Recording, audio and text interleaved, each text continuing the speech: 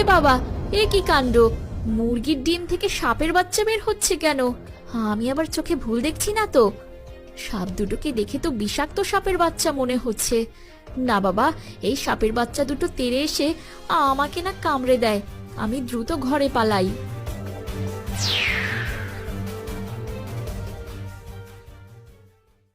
সত্যিই তো, আমার ডিম থেকে এমন সাপের বাচ্চা কিভাবে বের হলো?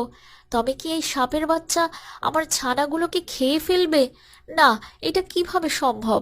সাপের ডিম আমার কাছে কিভাবে আসবে? মা, বাবা, তোমরা কোথায়? আমরা এ কার কাছে এলাম? এরা তো আমাদের মতো নয়।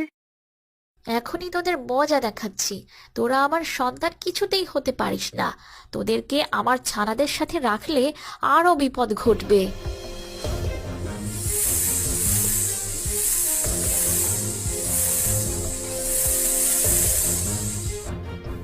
উফ মা, এভাবে আমাদের মেরো না। আমাদের খুব কষ্ট হচ্ছে। তুমি আমাদের মা হয়ে কিভাবে আমাদের মারতে পারো? কে তোদের মা? আমাকে দেখ আর তোদেরকে দেখ। কোন দিক দিয়ে আমি তোদের মতো দেখতে, যে তোরা আমাকে মা বলছিস? এখনই এখান থেকে পালিয়ে যা, নইলে আমার ঠোঁটের আঘাতেই তোদেরকে মেরে ফেলবো। আমরা পৃথিবীর আলো দেখেই তোমাকে দেখেছি।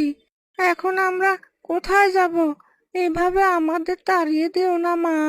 আর তুমি আমাদেরই মা। একবার বললাম না আমি তোদের মা নই? কিছু তো একটা ভুল হয়েছে, তাই তোরা এখানে চলে এসেছিস। আর তোদেরকে আমি কেন রাখবো? তোদের দুজনকে এখানে রেখে আমি নিজের সাথে আমার সন্তানদেরও কি বিপদ ডেকে আনবো?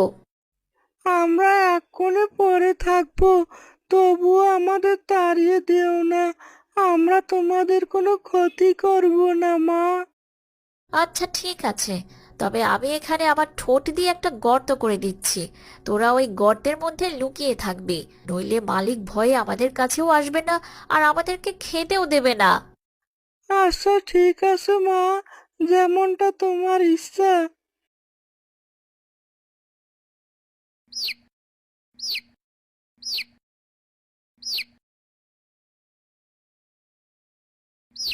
এই তো সাপ দুটো পালিয়েছে।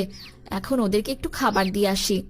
কিন্তু আমি বুঝতে পারছি না, ওই সাপ দুটো মুরগির ডিম থেকে কিভাবে বের হলো? যাক বাবা, সাপ দুটো পালিয়েছে তো।